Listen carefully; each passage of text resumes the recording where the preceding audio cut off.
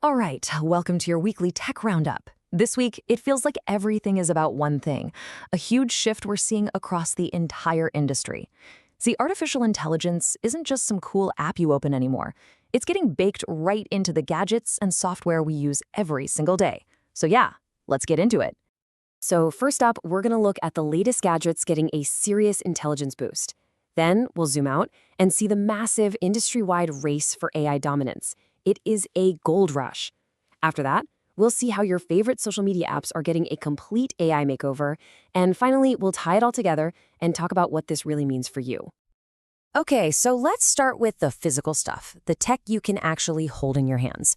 Both Amazon and Apple are dropping major hints about a future where our devices aren't just powerful, they're perceptive. Amazon just had this big event in Manhattan, and one of the real stars of the show was the updated Kindle Scribe. And they're not just making small tweaks here. They are really pushing the hardware to its absolute limits. And I'm not kidding when I say limits. The new Scribe is just 5.4 millimeters thin. To put that in perspective, that's thinner than the phone that's probably in your pocket right now. They pulled this off with some serious engineering, using these tiny miniaturized LEDs and what they call a whisper-thin antenna, just to shave off every possible bit of thickness. So, you've got a couple of new models coming down the pike. There's the standard Kindle Scribe, coming in at just under $500.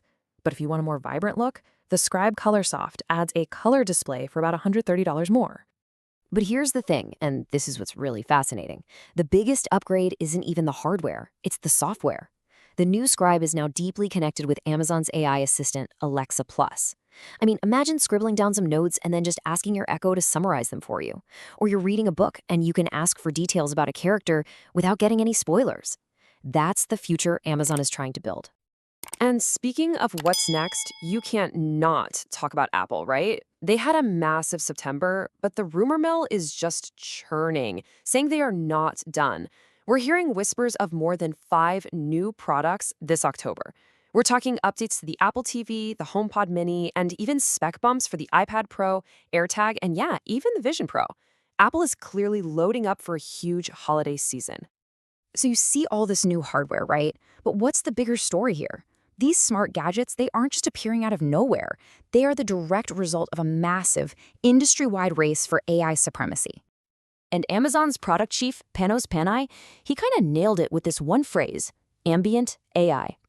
This right here, this is the key concept you need to grasp to see where all of this is going. So what the heck is ambient AI? Well, think of it like this. It's the idea that AI should just be like electricity or Wi-Fi. It's just there, always on, working in the background, making your world and your devices smarter. You're not supposed to think about it. It's just seamlessly part of everything.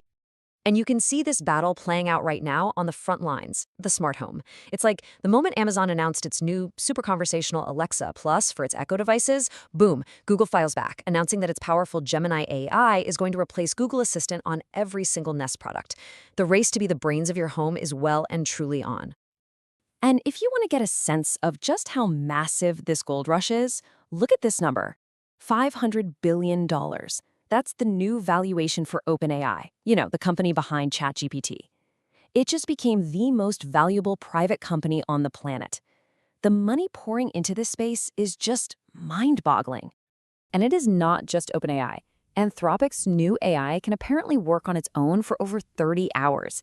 Microsoft is putting AI agents into Office for what they're calling vibe working, which basically means letting the AI do the boring stuff so people can stay in their creative flow. And the spending, oh my gosh, Meta just signed a $14 billion infrastructure deal, and Microsoft is dropping $33 billion on these special neoclouds, data centers built specifically for the insane power needs of AI. Okay, so we've talked hardware, we've talked about these huge industry trends, but how does all this stuff actually show up in your life? Well, it's already changing the social media apps you're probably scrolling through every single day. Let's start with TikTok. It is so much more than just a dance app now. Searches on the platform are up 40% from last year. It is quickly turning into the main search and discovery tool for an entire generation, all thanks to an algorithm that kind of knows what you want to see even before you do. And of course, YouTube isn't just sitting back. They're putting these crazy AI tools right into creators' hands.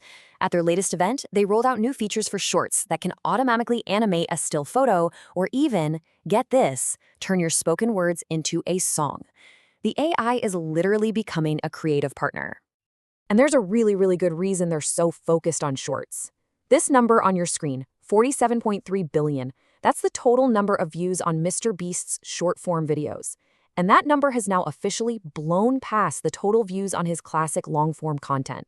That is a massive shift in how we're all consuming content online. And it's not just them. I mean, the updates are flying in from everywhere.